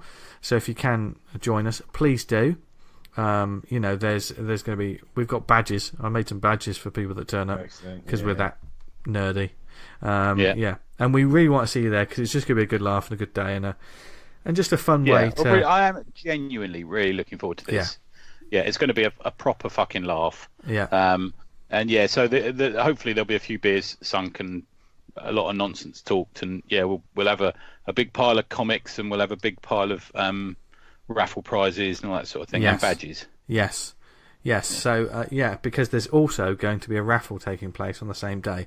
It probably won't be recorded as part of the show, but tell us a bit more about this raffle because it's amazing stuff. People have been really generous. I've got to tell you, it's really gone well. So if you go to boysadventurecomics.blogspot.com, boysadventurecomics.blogspot.com, which is the page run or the website run by our pal Richard Chief, who's gone above and beyond. I've got to tell you, Richard's really gone above and beyond with this. And I think when he offered to organise it, we said, "Oh, brilliant," and then we thought, "Oh, we'll help out with that," and then it just literally took off. So if you go to that, the top of the page, if you're on a tablet or on a desktop, you can buy tickets at the top. There's a drop-down menu for how many you want. You can buy 1 ticket for £1. You can buy 5 tickets for £5, and I think or 10 tickets for £10, whatever you want to do. Or you can just donate. All the money goes to the Little Heroes charity, who supply activity kits for kids in hospitals. If anyone listens to this pod, they know that we're pals of them. There's some amazing stuff. So you've got you've got original art by Nicole from the Lakes podcast. We recently talked about a couple of her comics, Anxiety Me being a big favourite of mine. Mm-hmm. You got Adam Falp has supplied something. You got pages from Alex Automatic. You've got Cliff Cumber has supplied some amazing stuff that literally we're going to have to fight people for. Yeah. At this point, we've already discussed that we may have to have a fist fight with someone. Yeah. There's Mr. Slighthome has provided some. Gareth has provided some absolutely brilliant pages. It's so generous of him. There's like 10 pages there. Yeah. With some comics as well. There's a page from Cockney Kung Fu, which I quite like myself, from Mr. Prolix, the big old Kent Road kickoff, the hole in the head page. There's pages from Shitflingers. There's Charles Raymond. He's done a really good picture from Diagnosis Murder. He supplied that. Loads of comics.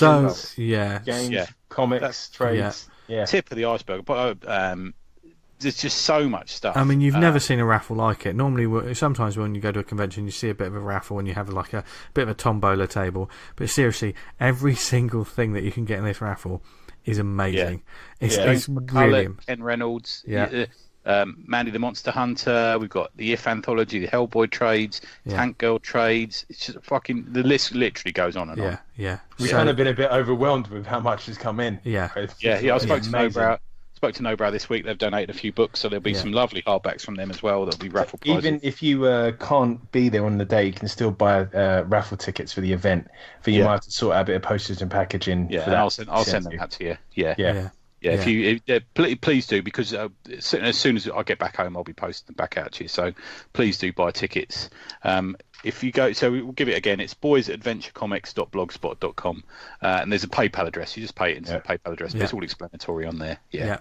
And of course, you will be notified straight away. If you. I think we'll probably put it out on the Facebook in the mention. Like that, won't we? Yeah. So even if you can't make it on the day, donate to a good cause, and you could get some amazing stuff. Sweet swag. So I mean, I've bought 10 tickets, and I'm considering buying more because there's so much. I am. Because there's. I'd love to get one of those commissions. Oh God, Cliff's offered up a commission. A couple other people have as well. Yeah. That'd be amazing. And we cannot say enough. For a quid or a tenner for the ticket. We cannot say enough about the generosity of the people who have offered stuff to this, and the community out there. I mean, never mind this show, but just the community out there. That's why we love indie comics, because these people do stuff like this, so it's amazing. So definitely get your raffle tickets. Join us on May the 4th. Probably, Emmy, if you want to get your free comics from Free Comic Book Day, if you want to do that, go do that, and then come join us afterwards for that's what I'm going to do. Sausage and chips and a good laugh. That's what it'll be. So we hope to see you there.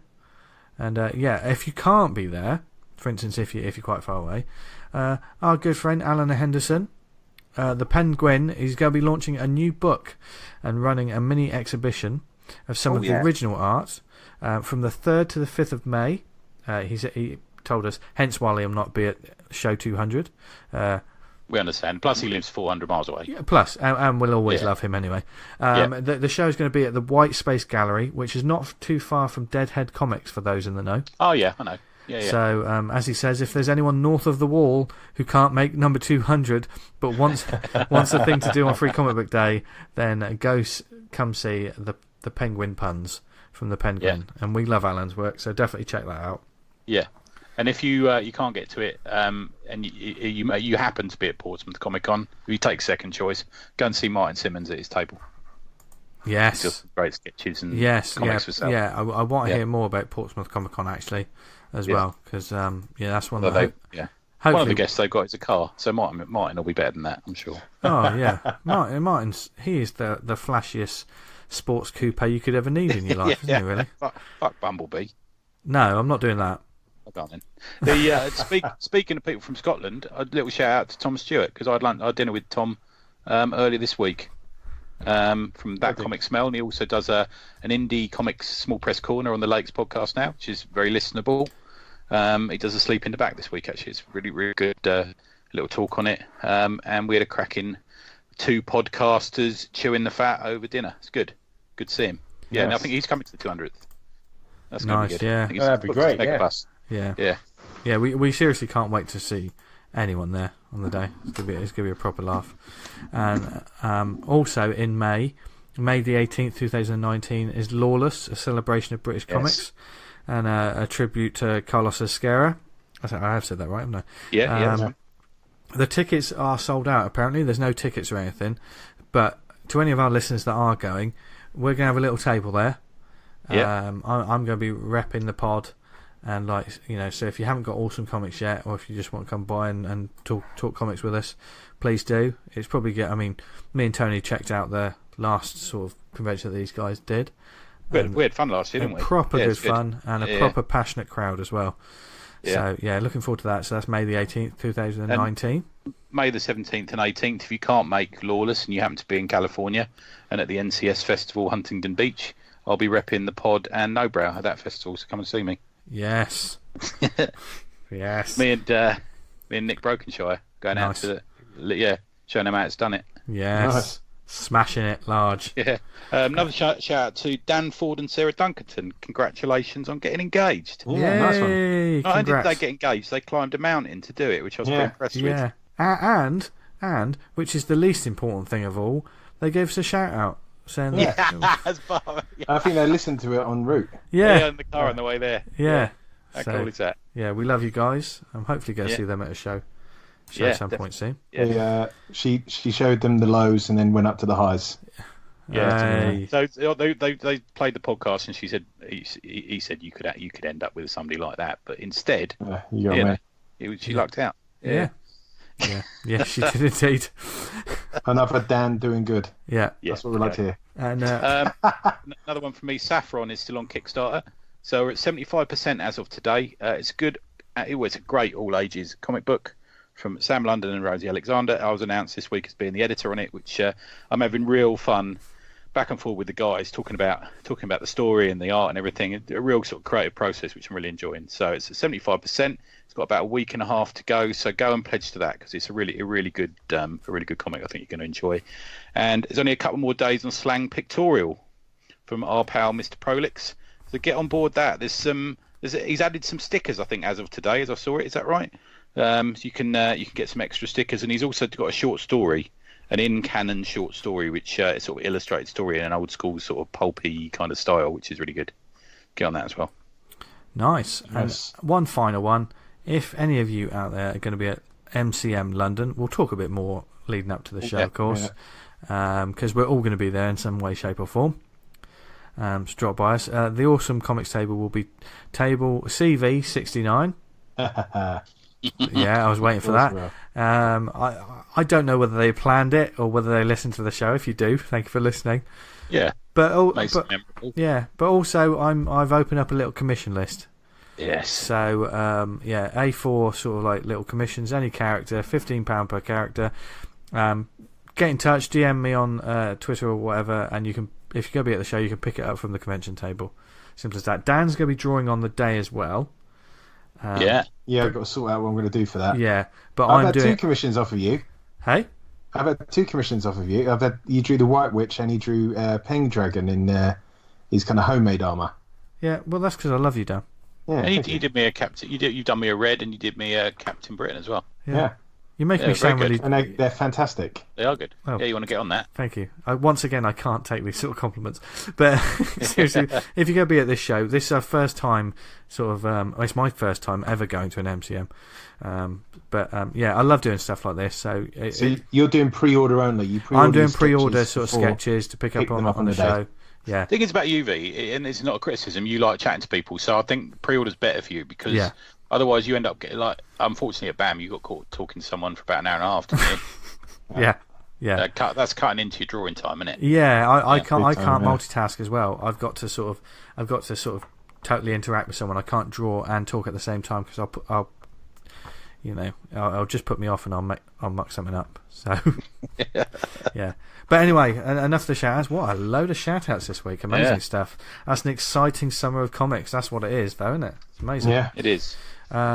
So let's recommend a few little comics for our lovely listeners this week before we ride off into the sunset. Who wants to go first? Go down. I got two actually. One's a short one. Okay. Do you want to do your one first, Tony? Short one. Shall I do my short one first? So my short one is War of the Realms, The Punisher. I kind of was feeling bad that I didn't know what the new Marvel event was. This is what a weirdo I am. So I bought the War of the Realms this week, and I noticed there was a Punisher issue, so they put all Punisher comics aside for me. Fortunately, all Batilkas are good eggs. And I've got to tell you, the actual main series, I'd live without it if I had to. Do you know what I mean? It's a bit like that. But this War of the Realms, the Punisher issue, is actually really good. So Manhattan, for those who haven't read it, the 8 worlds, I think it's the 10 realms. Not 9 of them have been taken over by Malekith and all his sort of gang. Thor is stranded in Jotunheim, and a bunch of superheroes defending Manhattan from the Malekith sort of forces, which include frost giants and giant dogs and Surtur style sort of fire creatures and all this sort of thing. And a lot of the street level characters are caught up in the middle of this. And the Punisher is one of them. So the Punisher, it's got a really good opening. It's written by, it's written by Jerry Duggan, drawn by Marcello Fiera, inked by Roberto Poggi, coloured by Rachel Rosenberg, lettered by the VC's Corey Pettit, edited by Jake Thomas. It sets up really well. So it just sets up with, there's a music store, like a guitar, piano, sort of, traditional sort of musical instrument store. Punisher kicks the door in, walks in and says, "I'd like some piano wire." And the person in the shop goes, What kind of piano have you got? And he just looks at them, and they give him a big reel of piano wire, and then he goes outside, ties it between 2 lampposts, and takes out a load of elves, dark elves, and their massive dogs that they ride on it, and it's just violent from page 2. He buys the wire, and page 2 just like non-stop, amazing, machine gunning, demons, all this sort of thing. Just exactly what you want to see from a street level person like him. He just goes for it. At one point, he says, "I'm sick of the Avengers and all their crap." And I thought, this is just ideal. I really like this. And he at one point, there's he saves various people. He takes out a frost giant, saves various people, and he ends up saving a bus that he then realises is full of prisoners being transported between prisons, but happens to have been caught up in the traffic jam on the island. And that he steps onto this bus, and they all shit their pants because this is the Punisher. It's like a sweet shot for him, isn't it? Somebody's on a bus full of, and he says, you lot are going to help me. We're going to get these people safe. You're all bastards, violent bastards. You lot are going to help me, or I'm going to kill you. And one of them stands up and said, "Why should I help you?" And he shoots him in the head. It gives him a load of sort of knives and swords and axes and stuff, and says, "Right, we're going to go through the tunnel, we're going to head towards Jersey, and you're going to take all these people. We're going to take all these people with us, and you lot are going to step up, or I'm going to murder you, and I might well murder you afterwards." And it's just this really good setup for a comic, which amongst a load of sort of a mess of a story that seems to be across about fucking 20 titles as per usual. Yeah. It's just this really great sort of Punisher story right in the middle of it, which I kind of really dug. The art's pretty good. It's pretty serviceable. Jerry Duggan writes fun dialogue. I like Jerry Duggan's dialogue style, and it's really good. He writes Punisher as a Punisher should be written. So nice. If you're going to buy a War of the Realms comic, buy the Punisher one. Really good. I might get this. That's my first one. Yeah, nice. That sounds great. Nice. What have you got, Dan? Mine was, I was going to be reviewing it last week, but it's Pure Dead Mental about the Kickstarter, and it's written by James McCulloch. It's got 3, 4 stories in it. It's like an anthology, but all the titles are written by James. You've got art by Adam Jakes, art by Jonathan Scott, and Norrie Miller. Oh God, there's so many people involved in this, so I might have to list them all. But these are really bleak stories, really bleak. I mean, there's like child murder, lots of gory deaths. It's it's a very challenging read, but really enjoyable. There's like, if you're going to do horror, go for it, and that's what he does, isn't it? I think exactly. Exactly. You kind of you want people to kind of put the foot down and tell a good horror story. And this is exactly what James delivers in this one. It's really good. There's a couple that really stand out stories. One kind of I don't want to give all of these are kind of like got a sting in the tail. So talking about it too much kind of takes away from that. But there's a fantastic one of a serial killer on a bus. And he's sort of got this internal monologue trying to push him to do something, and he's arguing with it. And it's a nice little little twist on the thing and the way it plays out. It's done really well. I really enjoyed it. And that's actually published by Comic House. I'm not sure if you can get that on the app, but we'll put it's on there actually. Yeah, I've got a copy of it anyway. I haven't read yet, but yeah. We'll stick that on the show notes where you can purchase a copy of that from. But, nice. I really enjoyed it. Nice. Well, my one this week, I've got one main one and then a little sort of shout out kind of one. One I read digitally from Comixology, which is Maurice and the Metal #1. Okay. Now, Maurice and the Metal is 100% independent comic, which is quite unusual to see in the synopsis. I thought, well, really? Is it really? But it follows not really big business anymore, are we? Let's face it. Yeah. But the thing that caught me is it follows the journey of a young metalhead in the mid-80s who unwittingly discovers he has impossible strength whenever he listens to metal. Yeah. Fucking yes. So he's charged with a heavy burden, and with nothing but his Walkman, which has been possessed by the spirit of a Black Sabbath roadie, Maurice is fighting to keep metal alive. This one was it's $2.49 for an issue. It's a decent size sort of issue one. It's decent value for money. It's more on the upper end of what I pay for an individual issue. Yeah. But this is written by Aaron Sammut and art by Jesse Ham. Now, Jesse Ham, I've seen that name quite a lot. Where have I seen Jesse Ham before?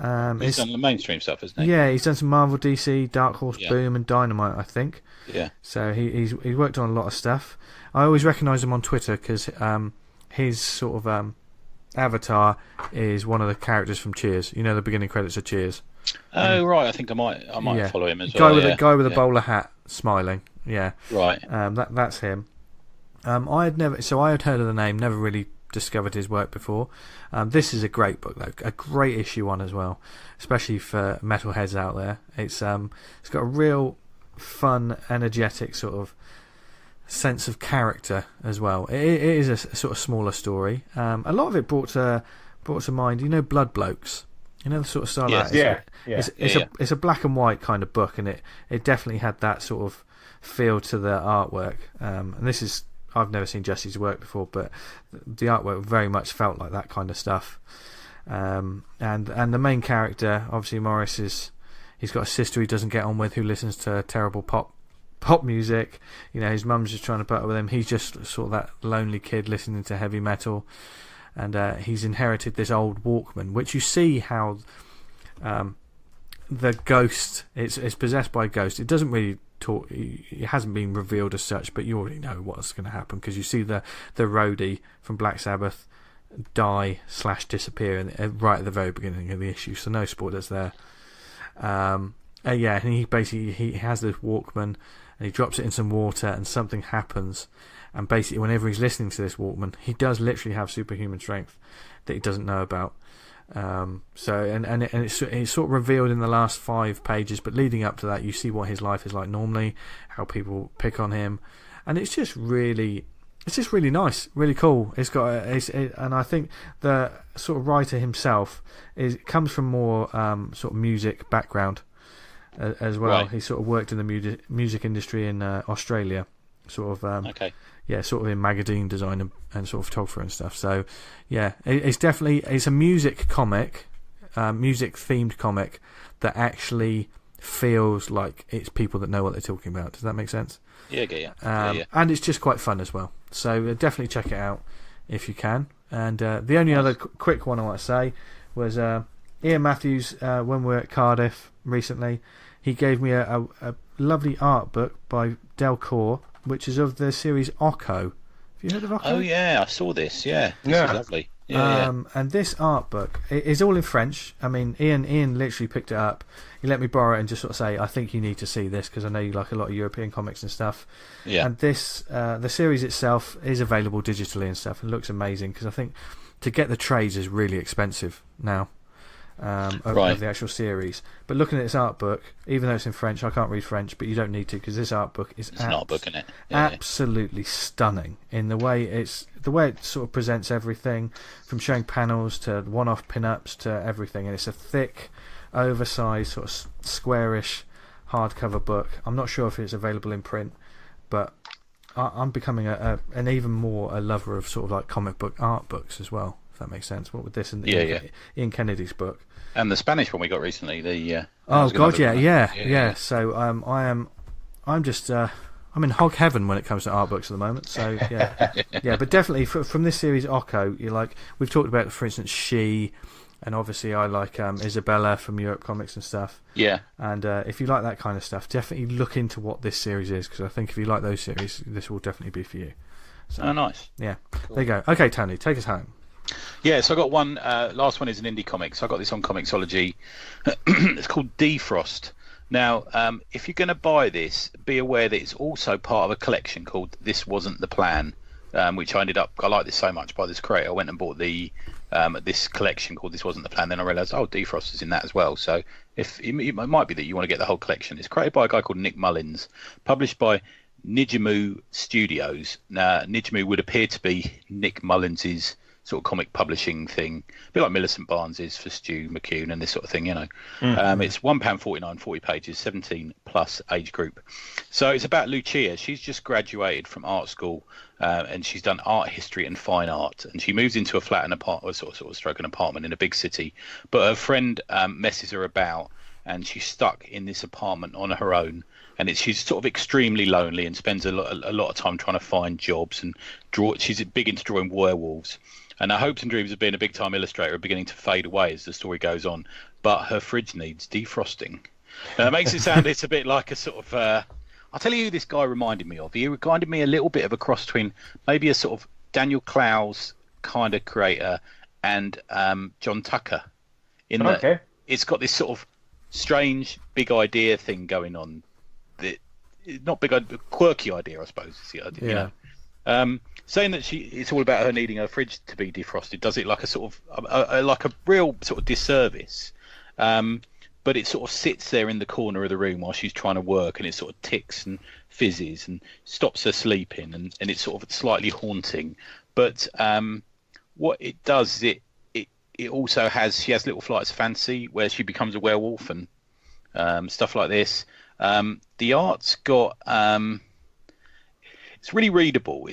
But it's got a sort of rough Crumb-esque edge to it, I suppose. Yeah, I can see that on the the texturing and stuff of things. It's got and it occasionally crosses over into maybe a little bit of Gilbert Hernandez, something a little bit like that. Yeah. But occasionally she uses a full landscape page, a bit like maybe someone like Tim Bird would do. So you just get a pull out and you get like the moon above the hill or something, a real sort of like clever way she does it. I don't know if you can see from the preview there, Vince, but there's what he does is a female character, but is a male creator. He's got strange word balloon techniques. Yeah. Where there's a sort of trail of the word balloon as opposed to a straight sort of angular arrow. It sort of skips around the room a little bit before it ends up in the. It's a little bit snake-like, isn't it? Sort of. It is, yeah. It's really interesting. I didn't find it off-putting. I actually quite liked it.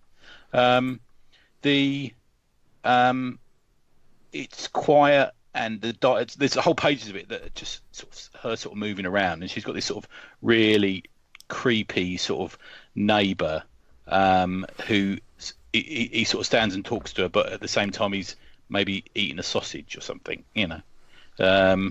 There's And do you know what I was really impressed with is the way she uses dialogues. A lot of the way he uses dialogue, a lot of the female characters only talks to people through the phone.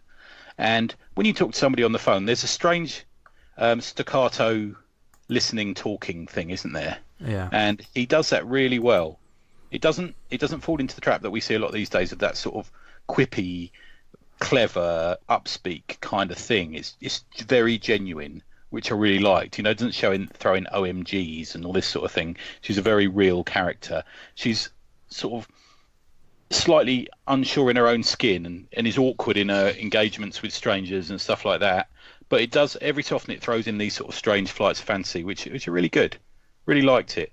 One of the reasons I sort of compare him to John Tucker is he does other subjects really. He does strange subjects very well. They're always different. He's not a guy who just does action movies. He's not a guy who just does rom-coms. He's not a guy who just does they're all different. And there's so I was reading some of his other stories. One of them is called Art is a Lonely Business, and it's about two naked men standing in a featureless landscape, and one of them walks over and does a poop on a flower that then grows. That's one of them. There's a clever one called Windows, where an artist finds a website from the future which has all of his art that he'll create in the future. That's quite clever. And there's one called Lounger, where a man lays on a lounger drinking wine and just watches things going on, and you realise he's watching a sort of zombie apocalypse happening in front of him, but he just doesn't really give a fuck. And he also does some sort of abstract comics as well, which are quite beautiful to look at. So if you go to Nijumu, which is NIJOMU.com, or at Nijumu on Twitter, you'll find his stuff. Really interesting. A little bit of a. I think I'd seen him about before, Nick Mullins, but I'd actually downloaded this about 3 or 4 months ago and not got around to reading it. I thought I'll read that, and it's really good. Really liked it. Really sort of strange. Maybe I could see someone like maybe Fantagraphics or Drawn and Quarterly publishing him. He's got that sort of edge to his style. But yeah, very, very, like you say, Vince, very sort of textured page. Yeah, it's a real sort of interesting quality. But unlike a lot of underground comics, it's not completely underground, but it's still very readable. Yeah, it's got a readability to it. Yeah, nice. Good stuff. Well, that's a new voice to look out for. No, yes, and we always like them on this show, and we hope you enjoyed this episode of the podcast. This sort of thrown together at last moment. Let's just have a cup of Horlicks and talk about some comics. Yeah. It's been a while since it's just been the three of us anyway. Yeah, well, we've had a long run of guests, and we've got one more coming before episode 200. So so look forward to that. But let us know what you thought of this show, whether we said anything that you completely disagree with. You would have done. Yeah, people are going to disagree with us. But if you're going to say something nasty, don't bother getting in touch because we won't listen to you. But if you want to say something nice or want to send us your comic that's going to be launched fairly soon, because we're always open for more stuff like that. People who are getting ready for MCM, I'll tell you. Yeah, and there's some great stuff coming out this year from the looks of it. So email us awesomecomicspod@gmail.com. That's also the email you can use to send us any questions you want for the guys for episode 200 that I'll be reading out. So awesome. We'll probably be doing a recommended on the live pod, won't we? We'll probably want to recommend something. If you've got anything, send us. Yeah, we'll just list off a load of stuff. But follow us on Twitter at the Awesome Pod, where we'll be posting up probably a poll or whatever. We didn't talk about it this week, but Dan, I believe you posted a very good poll this week. So we'll talk about some more. That'll cheer Tom up. Tom's texted me actually, funny enough. That'll cheer him up. Yeah. He loves a poll, Tom, doesn't he? Tom Curry. Tom Curry does it, and we love him. We'll do a poll. We'll probably do a poll all about him. Let's do one. Just about Tom. Good, I like that. Just pollception or Tomception, whatever it is. Let's make it a thing. Anyway, and also if you do the Book of Faces, go to facebook.com/awesomecomicspodcast. And like we said, there's a lot of chat, a lot of fantastic comic book discussion, collaboration, and more happening at the Facebook group Awesome Comics Talk. And if you don't do Facebook, neither do we. We only go onto Facebook to actually check out this group. So you won't be alone. It's just a lot of cool people talking about comics on there, and we love it. Thank you for listening to us this week, whether it was on the website awesomecomics.podbean.com. Check out the page, check out the show notes, etc. If you listen to us on iTunes, subscribe, leave a review. It helps get the word out about the show, and therefore more people discover indie books like yours, whoever you are.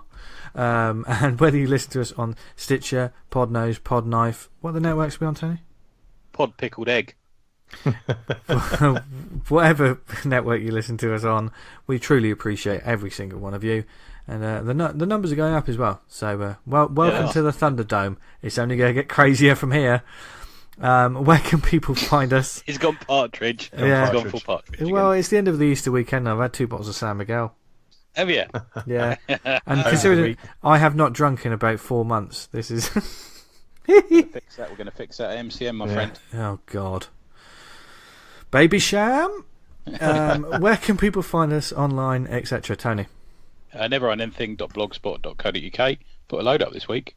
Or if you go to... and on your blog.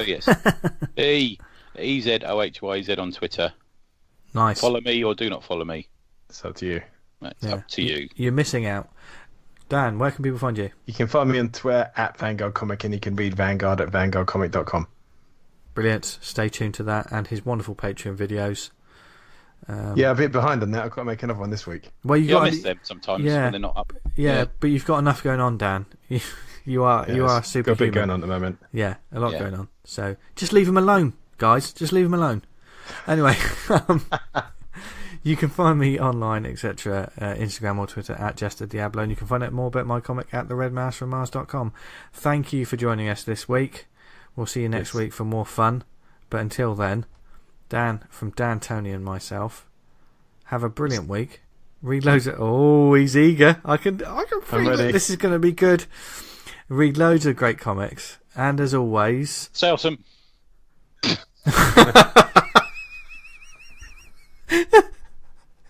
you know what? I really want to cultivate a rivalry between you two about that. Tony's beat me to it. He has. Stay awesome. Yeah. See you later, guys. See ya.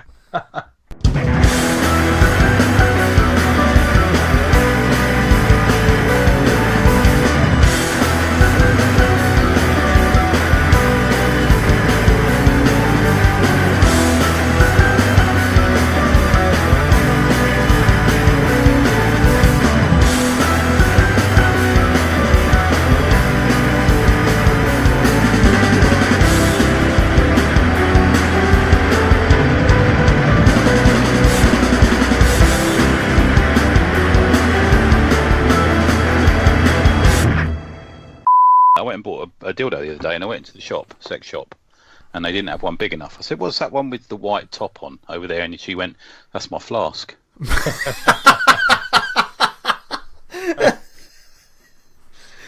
That's going in the outtakes. Yeah.